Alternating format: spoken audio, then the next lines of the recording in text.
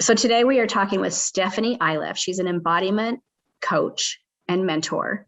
She kind of helps us realize all the things that we say or do to ourselves that basically hold us back from living our best life.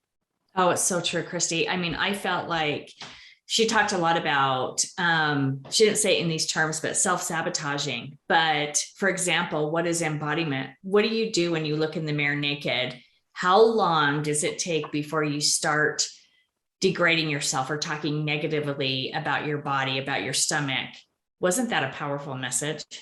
Well, and I think the big takeaway as well is all of that, and she says so much more, and all of the work that you can do that is so important. It's part of a self-care package all in one, but it's really about helping you to live your best life, be the best version of yourself, and just really take you to the next level personally.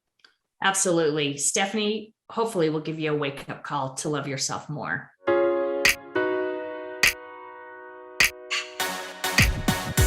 Okay, so we've all heard of coaches, business coaches, life coaches, and even sports coaches. And so today we're excited to talk with Stefhanie Iliff, who is an embodiment coach.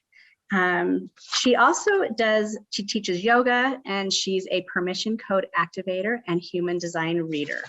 But today we're going to focus on embodiment coaching and mentoring. Is that correct, Steph? Yeah. So basically, embodiment coach is someone who supports you in creating ways of living more consciously and consistently in your body, embracing the present moment, setting intentions and goals from this embodied space, and listening to the following, and listening and following the wisdom your body has to share with you. And so before we get into that, because obviously we have lots of questions on what that looks like and how that feels, I want you to share with us by just start to talk about how you left your high-paying corporate job, took a chance on yourself and your dream to help inspire women. Well, hi, I'm so happy to be with y'all. First off, thank you for that beautiful introduction, and thanks for letting me come and be a guest on your podcast. I feel so honored to be with both of you today. So thank you.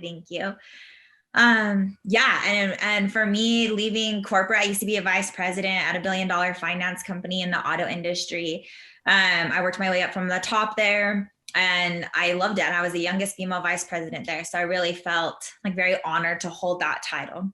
And I loved it there, but my soul started to no longer align with it. And there were pieces of the way that I was leading people that no longer aligned with the way that corporate also wanted. And I totally understand that and get that too, but it wasn't for me anymore. And I really had my own journey from being divorced and being a new single mom. I got divorced when my baby was 6 months old. And so I really had to go through my own journey of coming into my body and into my body's wisdom, into my body's truth, and figuring out who I am as a person, what my identity is besides just this title. Because for so long, I only lived with the identity of I'm the vice president and I'm the youngest female vice president and I make 6 figures. And that was all that I knew. That was my identity. That was my box that I lived in. And I wanted more from that. I didn't want to stay into that box. And so I actually hired my own coach and went on my own spiritual journey and my own path of who am I? What am I here for? And through that really woke up that I am here to find myself and to live into my highest expression and fully live this human experience. And in return, share whatever wisdom I go through with other women to help them find their own wisdom and their own strength and their own courage and their own bravery, their own self-love, their own self-trust, outside of a title, outside of a bank account, outside of accolades. Like, it's just, that's not all that we're here for. And when I really knew that wasn't my purpose it felt so scary, but also so easy to leave my 6-figure income. I didn't have any clients. I didn't really have a business plan. Like, I knew how to write business plans. I had written multiple business plans within my company, but I literally went off pure trust, pure faith, and pure intuition that this is my moment. This is right now. And if I don't go now, I never will. And I turned in my notice and I've never gone back since. And we've been doing this for 3 years now. So it's been a beautiful journey. Well, congratulations to that. That's pretty powerful. It's a big leap of faith. Oh yeah, a total leap of faith, because I really didn't have, I knew I could get one-on-one clients. I knew that I could grow a business. I had done like network marketing before. And so some of that I kind of like knew. And then obviously leading a team of 300 people, I had 22 managers, and then our staff was at 300. So I knew how to lead people. I knew how to inspire people. I knew how to teach people how to see their own potential. And I think that's truly what all coaches are. And like anybody in leadership is, you're a potential finder, and you're finding the potential in every single person that you're with, that you make contact with, and you're helping them see that same potential in them. And they would, when I would always do like some of the hiring and stuff too. And if there was someone that was also kind of like a 50-50 chance, they're like, did Stefhanie hire you? They're like, yeah, how'd you know? They're like, oh, because we just know. And they'd always come like, Stefhanie, why did you hire this person? I'm like, because I see the potential. And they're like, yeah, but you're not the one who gets to like guide them through that all the way. Like the managers are going to have to do that. But I feel like that's also part of my gift, is like, I can see the potential in you when you don't have the courage to see that in yourself yet, or the bravery or the confidence or the self-worth. And I think that's what we're here for as leaders, is to hold kind of like this light on someone's potential until they can see that in themselves, and until they can hold that light too. And they're like, yeah, I am this, I am worthy of this. And in leadership, I got to watch so many of my employees and my managers go from never thinking they could own a home, or having the car of their dreams, or taking their family to Disneyland or their vacations, to watching them make that happen instantly. And I wanted to take that same leap of faith with my clients outside of corporate, to see like, what could I help other people with that they never thought is possible, to see that it's so possible and it's available to you. It's just a matter of you choosing to believe that you're worthy of it or not.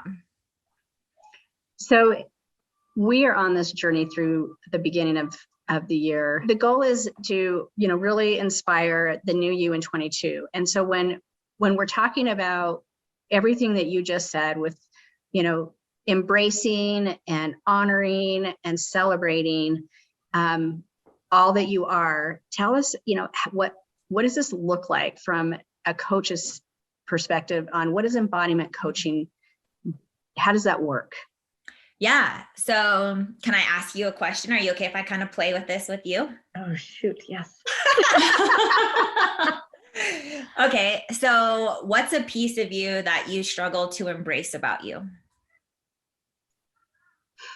Good one. Do you have a minute? Maybe an hour? I would say probably, are we talking just like something that's with like something that holds us back as a barrier, or something physical? All of it? Anything. Yeah. Okay. But already I can tell you already have two things that you're thinking of, but you don't want to fully embrace it right now by admitting it or speaking truth to it. Yeah. So just know this is a safe space, that you're fully allowed to be here. I embrace all of you. There's no piece of you that I don't want to witness or see. There's not a piece of you that's not worthy. Your darkness and your light are both completely worthy to be fully embraced, to be witnessed, to be seen, to be heard, to be loved. And just let yourself feel that. And what piece of you do you struggle to embrace?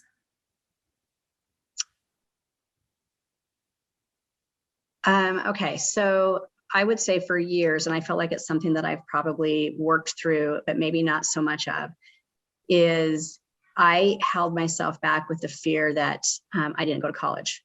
And so as a leader, that has kind of affected my confidence at some points in my career. I think more so now, I feel like I'm in a different space, but it did hold me back for years. Yeah, for sure. And why? So like there's a root there of like, I have to prove myself, right? Because like having a degree is like, I proved it, I did it, like I'm here.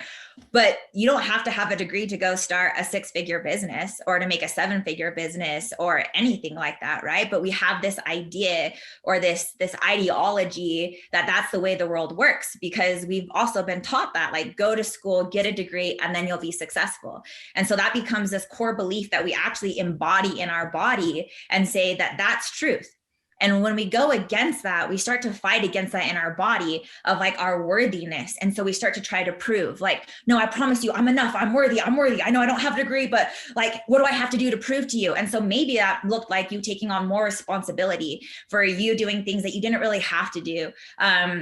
You're not taking full credit for yourself of the work that you did do because, oh, I don't have a degree, or perhaps you're not speaking up in ways that you normally would have spoke up because you didn't think that you had a right or a say to. And so when we kind of really dive into that, it's like, well, where else are you also trying to prove that you're worthy enough? Because a piece of that is still in you until we embrace it and say, wait, like, why do I actually believe that's truth? And let me ask you, do you really believe that that's truth, that somebody is only successful if they have a degree? No. Because how many successful people do you know that don't have degrees? Quite a few. Okay. And how many people do you know that have degrees that do literally nothing with it? Even more.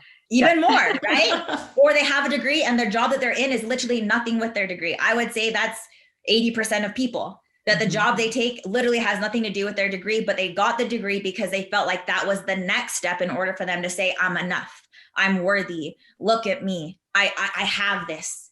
But we're giving power away to that. And so throughout that process in your life, you've given power to the idea that you're not worthy enough until you have a degree. And so however that showed up in your life, that stopped you from embracing a piece of you, from saying, I'm so enough, I'm so worthy to be seen here, to shine here. And when we kind of dive into that, that's where we get to embrace worthiness. And so the embodiment piece that you would be embodying is that you are enough, you have nothing to prove, you're already worthy. Nothing makes you more worthy or less worthy, and kind of diving into those ideologies. And so we break those codes in your body, so to say, so that no longer becomes a core belief in your body. We release that belief and we place the belief that I'm worthy regardless if I have a degree or not. And you're a successful woman. So give me some of your successes. Tell me 3 things that you're proud of yourself for, that like, you're like, hell yeah, I'm so successful. Oh, it's so hard to like actually talk about yourself that way or to celebrate those things. So I think that's probably another piece where you're just celebrating, like you said, all of the parts of us. So yeah, thanks for putting me on the spot, Steph. So I am proud of my career. I've been doing it for close to 30 years. I feel like it's been a blessing, but also it's been a success. I'm super proud of the foundation that we've made an impact in our community with that. And so I would say those are probably on the top, but probably the most proud would be just being a model to my children and raising my kids, whether I did it perfectly or not, just embracing what I did with what I knew at the time. And when we know more, we do better, right? Yeah. That's a good one, Christy. Bravo. And you're an amazing mom. And I want to celebrate you for all of those. And I want to honor you. And I want you to really allow your body to feel that, to feel like I'm worthy of even claiming that, right? Like you just said, how often do women not say what they're really good at or what they're proud of themselves for, or being like, I was so good today. Like I had the best day today. I closed all these deals. I did this, like whatever it is. And that's the piece of us not embodying our worth. Because like, I'm not worthy enough to show up in that. I can't be like that until I have a degree. Because if I had a degree, then I'd be so worthy to announce how excited I am about this. But because I don't, I'm going to dim my light. Does that make sense? Right. And so when we embody our worth, that shows up in everything else that we do, where we speak of ourselves as worthy. We step into our queen energy. We step into that whole embodiment of who we are, and we fully allow ourselves to shine, where so often we play small around people or don't like fully allow ourselves to be seen for our brilliance because we don't think that we're worthy of it, or we don't want to trigger somebody else or intimidate somebody else or whatever that is. But really what we're doing is intimidating ourselves. And so those are kind of the layers that I would work through with any of my clients, is just asking them, what don't you want to embrace in you? What are you afraid of? What do you really wish to like claim that you desire, but you don't think that you can have? Do you allow yourself to fully feel loved, to allow yourself to be fully seen? Especially like a lot of women with their body, like I ask them, do you allow yourself to see yourself naked? If you have a partner, do you let him or her see you totally naked?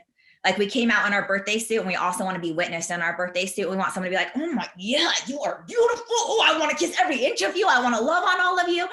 And it's all of those pieces take embodiment for you to be in your body, not outside of your body, to be in here in your heart space and not be in your head where fear lives. And that's embodiment is coming into there. And from there, we can set intentions. We can create different foundations of what you want to create, what you want to do, who you want to be, versus letting the fear come in. So the fear for me leaving my job was, I'm not enough. Who's going to want me? I also don't have a degree. I have an associate's degree.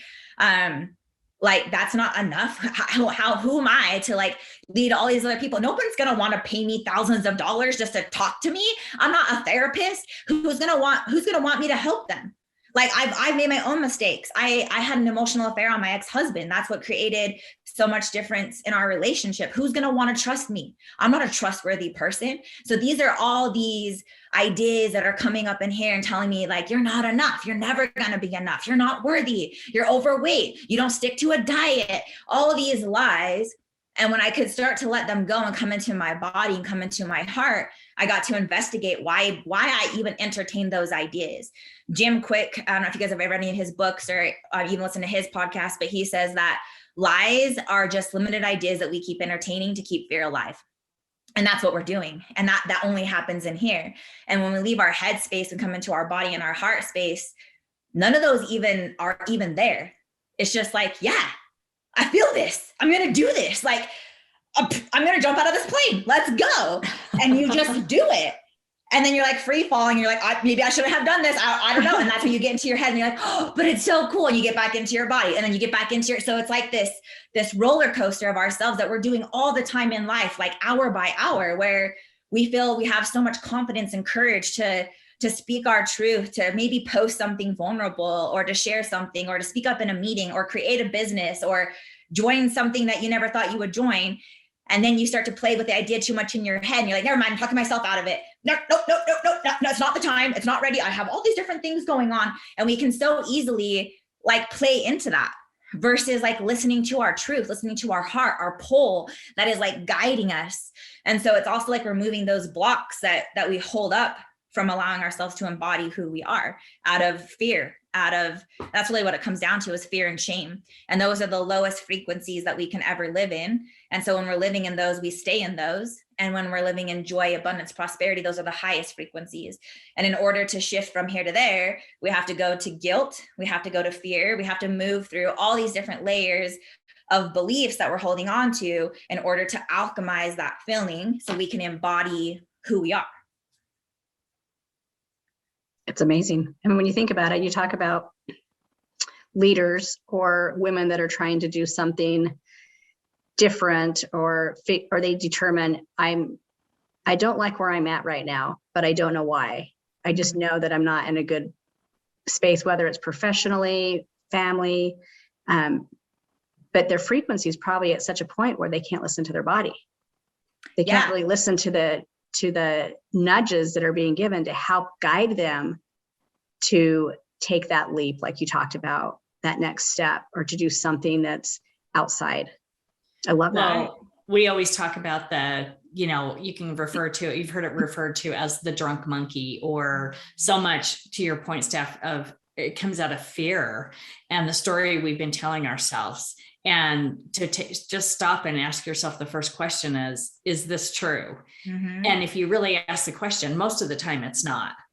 So, right. But it's finding the courage to go down that, take that journey of empowerment. Yeah. And that is why it's scary, is because you're doing something that's hard. It's a lot easier to entertain the idea of fear and to live in fear because that's safe there. It keeps you safe, right? Like, just like you don't want to touch a hot stove, like fear does serve a purpose with that, but fear also keeps us here and we get stuck there. So also I do a lot of chakra work. And so with every chakra, we have like power to that chakra. And then we also have a demon to that chakra. So our sacral chakra is like our sacredness, our sacred yes, our sacred no, our intuition, like our inner knowing of what is a true yes for us and a true no for us. And the demon of that is shame and guilt. And so when we're living in shame and guilt, guess what we can't feel? our own power, or we don't trust what our intuition is saying. Our intuition says, yeah, go do that. Go sign up for that race. Go up for that promotion. Go apply for that. Go speak up in that meeting. Yes, you're a great mom. Go do that. You know what? Go talk to your husband about this. But then when we're living in that fear and that guilt, that shame, it's like, no, never mind. And we literally stop. And I do this all the time when I have workshops, and I'll ask women, I'll say, show me what shame looks like in your body. And they'll all cover their stomach. They'll hunch, almost like as if you're in the fetal position, right? And why? So your sacral chakras and your solar plexus are in your stomach. And so you literally cover your power, you cover your sacredness. You say, I'm not worthy of that. We literally shame our body. And so we actually leave our body. We're shaming ourselves. We actually hide it. I work with a lot of women too, who are working on body image or body dysmorphia. And they'll, like a first call, they'll like have a pillow over their stomach. And I'll say, why do you have a pillow or a blanket on your stomach? And they're like, oh, I don't know. I just always, whenever I sit down, I always pull a pillow. I'm like, you're hiding yourself. You are literally telling me that you are not worthy to be seen. You are straight up hiding you. Remove the pillow, remove the blanket. Let me see you. And they'll be like, this feels really uncomfortable. I didn't realize that. I'm like, yeah, let me see you. Stop shaming yourself. What's the fear that's showing up here? And then going back to that shame workshop analogy, I'll ask them, now show me what freedom feels like in your body. And they'll all raise their hands and they'll open up space. And guess what? Liberation is that. Liberation is embodiment. And the opposite of our fear and our shame and our guilt and those same energies and in that same chakras is liberation, is power, is freedom, is igniting ourselves. And so when we move through the darkness, the shadow quality of that trait, then we can move into the light of that. And we can see, where else am I shaming myself? Where else am I letting fear win? Where else am I feeling guilty? Like I work with a lot of women who are mothers and also have careers or businesses. And there's a lot of mom guilt there of like, I'm not allowed to be successful in my career or in my business and be a successful mom. We have this idea or this belief that you can't be both, that you don't know how to hold the duality of both or hold space for both. And so if you're really successful in business, you probably come home and just don't engage with your kids or your spouse or your partner, and everything else has to fall to the wayside. And I myself lived in that. When I lived in corporate, I was so in my masculine that was the belief that I carried and I fell through. And so really moving through that too, of like embracing, there's this fear here. The fear is I can't be a good mom and be successful at a career, that these somehow don't work. And so I had to break through that fear. Well, what is that fear there? It's just some belief that I've been believing that I decided is truth and I let my body feel as truth. But when I really come into my body and I close my eyes and I get into my heart and I breathe and I ask myself, is that really true, Stephanie? Do you really feel like that's truth? My body says, no, that's not truth for you. Let that go. And it takes time to work through that and to work through that process and that belief. And then when you break through that, now I fully embrace that. I've embraced that I get to be the most amazing mom, and that my business actually gets to anchor me to be a better mom, that it opens up space for me to know, to create, that I don't have to be like, stop it, kid, stop it. I'm working. Don't leave me alone. Leave me alone. I have to do this. And I used to be like that. And I'd get angry with my kids. I'd get put out by them. I'd be like, you're bothering me. Get away from me. I need to work. And I would literally almost put up this barrier and detach and not be emotionally available for them, because I felt like I had to come into my business role versus letting them intermingle and come together. And that was me embodying me as a mom. This is who I want to be as a mom, that my business doesn't take from me, it expands me. That time, I'm not running out of time. So many moms I don't have time. I don't have time. Time expands for me. Time is my ally. I'm on the divine timeline. I'm on the perfect timeline. Everything I do is working out exactly as it's supposed to be. And it's when I'm with my kids and I'm playing with them and really playing and not letting fear of oh, Stephanie, you look silly.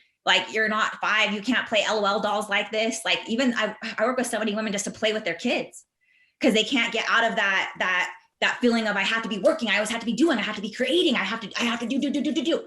No, you don't. No, you don't. Because when you're saying that, you're also saying, I have to settle.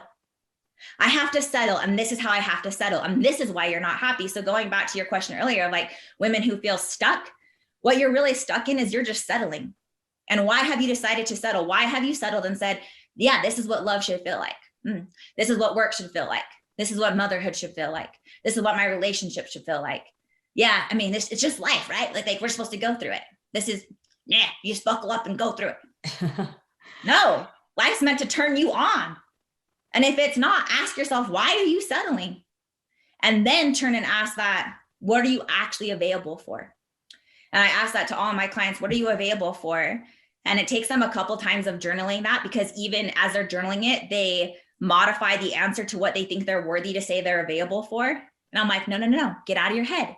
Don't think like, oh, there's no way I could live in Hawaii. There's COVID and there's this and this and this. So I can't say I'm available for that. You're telling the universe that you're going to settle.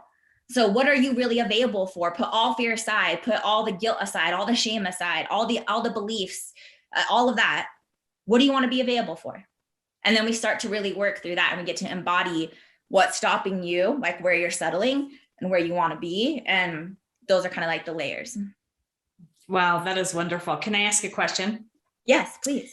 I would love to know, with all the women that you've worked with, and you've probably seen a lot of transformation, is there one that sticks out to you that just was just an eye-opener, just very inspiring to see a change in somebody when they finally got it? Yeah. I've worked with so many women who they all transform, and all their transformation also looks so different. So someone's transformation could be that they learn how to hold boundaries for themselves, or they actually look at themselves in the mirror without saying something mean to themselves. Huge. Yeah, huge. I've interviewed over 600 women and asked them, what's the average amount of time that you can look in the mirror and actually make full eye contact with yourself without saying something mean? And the average time is 7 seconds. At 7 seconds, it's kind of like riding the bull, right? Like if you can last 7 seconds, you like win. Well, if you can last more than 7 seconds looking in the mirror without saying something mean to yourself, you can win there too. And so that right there is a huge breakthrough. And I help a lot of women with that. Or perhaps like they speak their truth to their partner, to their spouse, of like what their desires are, what their needs are. And it's not in a way of like, you need to do this for me, like, or else, but it's like, hey, like I want more, and I want to be more for you. And I want to have true intimacy with you. And intimacy isn't sexual. Intimacy is, obviously there's sexual with that, but intimacy is like allowing someone to see into your soul. But you can't do that if you can't see into you. And if you really break down the word intimacy, it's into me, I see. And if you can't see into you, you're never going to let somebody else see into you. So if you can't embrace all of you, you're never going to let somebody else embrace all of you. Well, that was big right there. Huge. That was huge right there. I want you to say that again, actually, if you don't mind. Yeah. So if you break down the word intimacy, into me, I see. And you can never actually have true intimacy until you allow yourself to see into you. Because if you can't see into you, you will never let anybody else see into you. You're always going to have this wall. So you're never going to have that true intimacy because you don't even know how to see it for yourself. Mm-hmm. And so you can't let somebody else. And so many women block love because of that. We literally almost put up this barrier, this armor, because we can't even see ourselves. So how could somebody else love me this way? How could somebody else embrace all me? How could somebody embrace my darkness and my light? How could somebody embrace my cellulite and my stretch marks if I can't even see that? How could somebody embrace that? Sometimes I have really bad mom days, and I literally I can kind of understand why people like hit their kids, even though I don't hit my kids, but you're like, I get it. Like, I kind of get it now. There's like these pieces where you're like, oh, I could never say that out loud. You're not even letting yourself see into you. Like, what are the pieces of you that you want so deeply to be seen? Because that's true intimacy, and that's soul connection. And that's the deepest desire that we all have, is to be so seen, you know? Well, and a lot comes with that. Trust, right? Vulnerability. There's so many things with that. Yeah. And there's all these layers of that build that foundation of that. I would say that would be, all my clients have had the most beautiful transformations, but one that speaks out to me kind of laying into that was, I worked with a client one-on-one for 6 months. And when she came to me, she's an entrepreneur. She has her own business. She does online fitness coaching. And she was at like a standstill with her and her husband. And she's like, I think I need to get divorced. And she was kind of drawn to me because I had been divorced and I had been through that and got out of was able to have success after that. And so she was like, I feel like that's kind of what I want to work with you on. And really what it was her seeing herself. So the block was her own intimacy within herself, of her being truthful with herself. She had had a lot of different sexual trauma and just a lot of different like programming that she wanted to like let go of, that was like really stopping her from letting her husband love her. Because he like just wanted to love her and to be with her and to like honor her and to celebrate her. And she's like, I'm not worthy of it. And she, so her, in her mind, she's like, I need to escape it because that's the only way that's what should happen. And when we really started to break into everything and get into everything, that was what it was for her, is that she wanted to learn how to love and how to let herself be loved. And it was just so powerful just to watch her come to me and like from her application form of like all these things about her husband and all this stuff. And now her and her husband run their business together.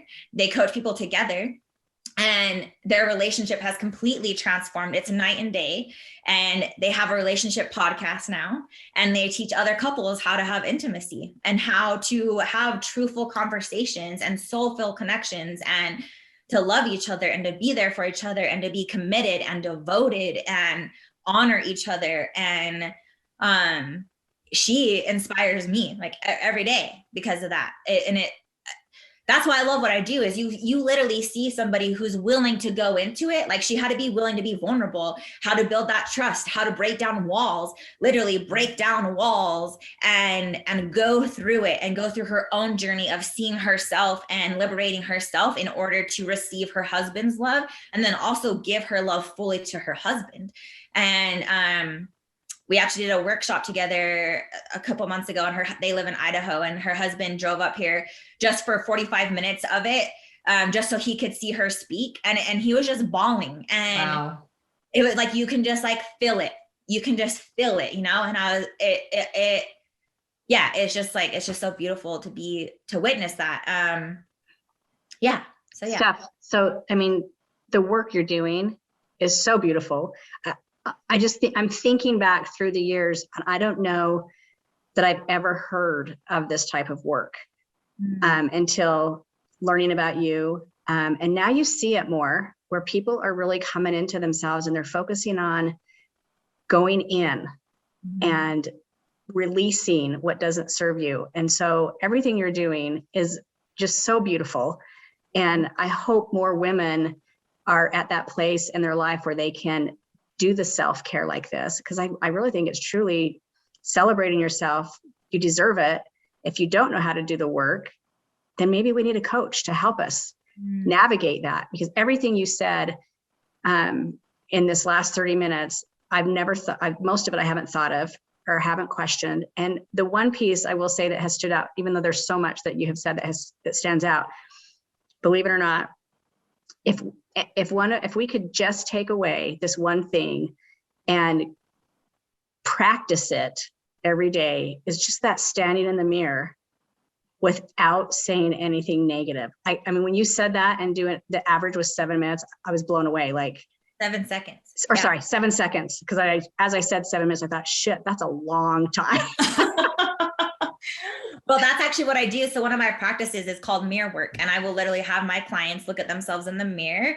And I try to work with them to get up to 10 minutes of just direct eye contact. And your left eye is directly connected to your heart. So if you can soul gaze at yourself, you're actually going to connect to your soul versus seeing this body. You're going to see you. And that's a piece of you seeing into you. So you can become intimate within that.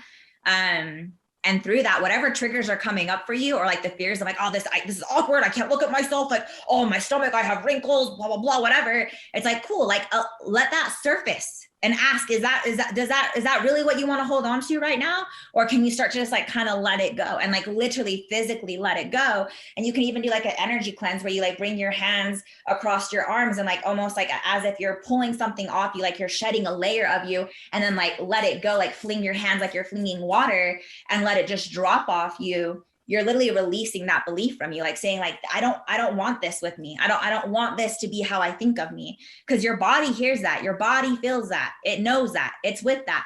And so you're literally like releasing that. Like I never used to wear shorts until like the last 4 years because I hated my legs so bad. I wouldn't let myself wear shorts. I literally hid my legs. I shamed them. I said, you can't be a piece of me. but yet they still let me stand up every day. They still walked for me. They moved for me, even though I would not accept them or embrace them or say they were a piece of me. I hid them like the redheaded stepchild, or like however you want to think of that, right? Like, and they still were here for me. Like they were with me no matter what. And when I got to like see that in the mirror, and like, I remember I like cracked, I like cried, I sobbed, and I like massaged my legs, and I gave them so much love. And I wrote a letter to my body of like, I'm so sorry. I'm so sorry that I've been so mean to you, the way I've spoken to you, the way that I've thought of you and talked to you and looked at you like in disgust. Like you're a piece of me. I'll never do that, you know? And that's the work of the mirror, allowing you to see you. I mean, that right there, I will take that. I will take that, because everything you just said is pretty much what I talk about. So that is powerful. I have my homework. Yes. You need to time yourself tomorrow, Christy. I'm going to, and I'll text you. Yes. Well, Steph, this has been, I mean, it's so insightful, and really so powerful. And to Christy's point, I've never really heard it considered, you know, life coach, we hear that, but an embodiment coach. It's amazing. And I love the work you're doing, but tell everybody where they can find you. Thank you so much. I receive all of that. Yeah, you can find me on Instagram at Steph Iliff. It's spelled super weird, but it's Stefilliff. And that's really the best way to get in contact with me and to stay in touch with me. And then I have all my links up there. I do tons of workshops, tons of events. I have a workshop coming up December 18th. That's called Sacred Sisters. And it's all about helping women see other women and honor them for their sacredness and let go of that guilt, that fear, that shame of letting someone else be in their power or being intimidated by a beautiful woman or a woman who is in her power or in her essence. And we often want to compare them or put them down or think ill of them. And so it's really about like coming back to your own sacredness so you can hold somebody else sacred. And there's embodiment rituals that will do with that. So if you're in Utah, I invite all of you to come to that. It'll be a beautiful practice. And I teach yoga at Vasa on Mondays at South Jordan and Riverton. So come and flow with me if that speaks to you. And I'm always speaking somewhere or doing something. So follow me on Instagram and you can connect with me and it'll be a good time. And we will make sure that all of our listeners can find all this information in our show notes. So awesome. We will identify all of your social media accounts and everything that you're doing. And we would love to promote that event for you. So we'll put that in there as well. Awesome. Thank you so much. I appreciate it. Before we go, I do want to ask you one more question. If you were to tell your 20-year-old self something, what would that be? That you can be you. That you don't have to be afraid to be yourself, that the party girl that you think that you have to be because that's what you think people want from you, or that's how you think you get friends or how you're going to be accepted, that isn't even you. Just be you and know that you're so worthy to be yourself. And that's what will liberate you. Like just loving you instead of trying to get everybody else to love you, love you. Yeah. Wow. Beautiful. Thank you. Yeah. Ah, you're so awesome.